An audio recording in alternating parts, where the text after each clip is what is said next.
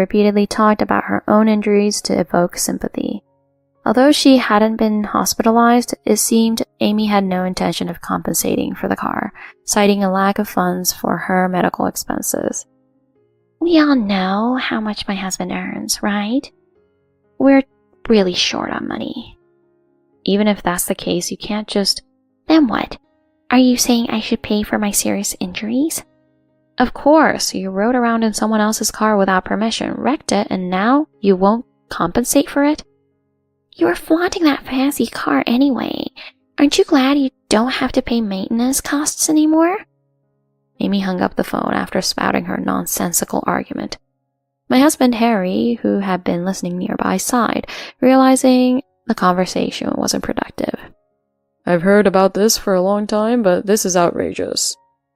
Amy's husband seems to be a department manager, but I wonder if he is that strapped for cash. I thought we were paying our people well enough. What? What are you talking about? When I asked, it seems Harry knew Amy's husband. Actually, Amy's husband seems to work at the same company as Harry, holding a director position just as Amy mentioned. If the person who caused the accident has that attitude, it's no wonder. Leave the rest to me. Are you sure about this? Don't worry, it's more of an inconvenience without a car. Let's go see it on our next day off. Harry suggested this, so I decided to leave the discussion about the car to him. Although I tried to act cheerful, that car was Harry's favorite, so he must have been quite angry. The next day, Harry called Amy's husband to the office for a discussion. Sorry for calling you out of the blue. It's okay, but what's the matter? How do you feel about your current salary? I think I'm receiving enough. Do you have enough financial flexibility? Well, to some extent. By the way, what's the meaning of this question? Actually, it's about your wife. After discussing between husbands, it seems Amy's husband had a completely different explanation about Amy's accident. Amy seemed to have explained that I was driving the car during the accident and even portrayed me as a horrible person for not paying compensation. I'm sorry, but that's just the way she behaves. I deeply apologize for causing such trouble to the president and madam. Yeah, about that, regarding compensation for the car. We will make sure to pay. On the evening Harry resolved the issue, Amy visited our home. Hey, what did you say to my husband? I didn't say anything. It seems like they talked it out between themselves. What's this invoice for? Amy presented me with a physical document that was likely a hastily prepared proof of content exchanged between the husbands during their discussion. There is a note there about Amy scrapping our car and the payment for reimbursement. What's this? And this? What's the meaning of this? It's for compensation. It says we'll deduct $150,000 from your husband's salary for the purchase of a new car.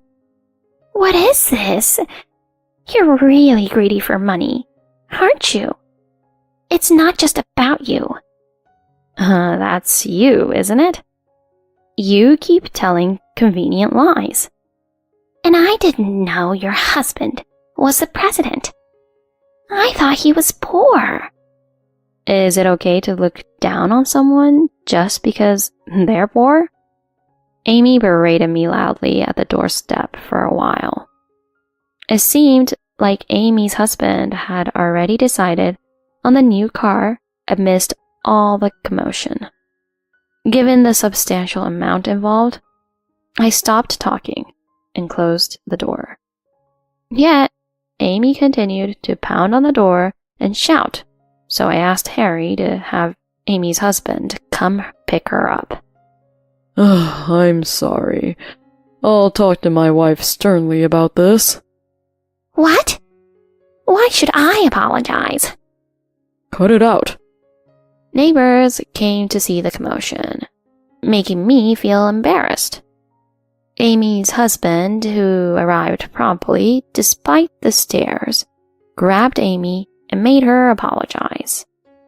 Even though Amy's husband hadn't done anything wrong, he apologized humbly, making us feel ashamed, and then he took Amy away.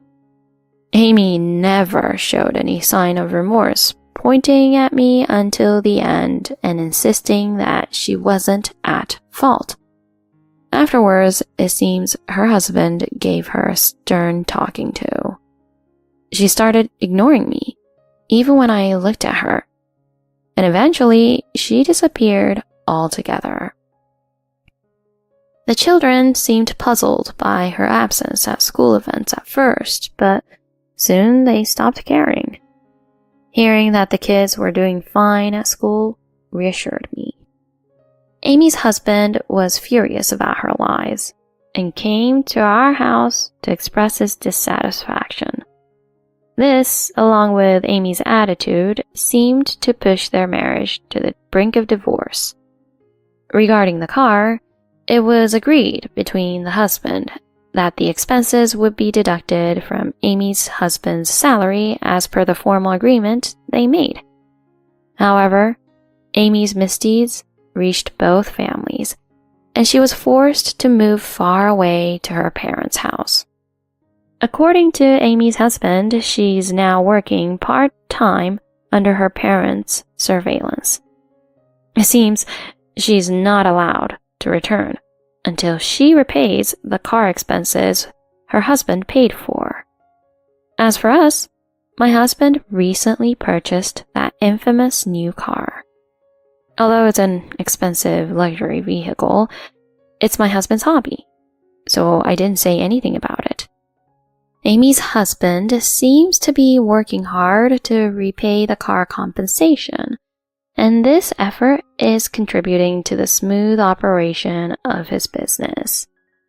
Thanks to this, the company's management seems to be going smoothly.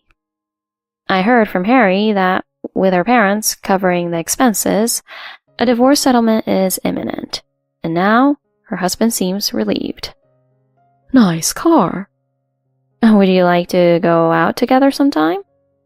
Lately, I've been hanging out with nice mom friends who are polite and kind, and we're having a good time together.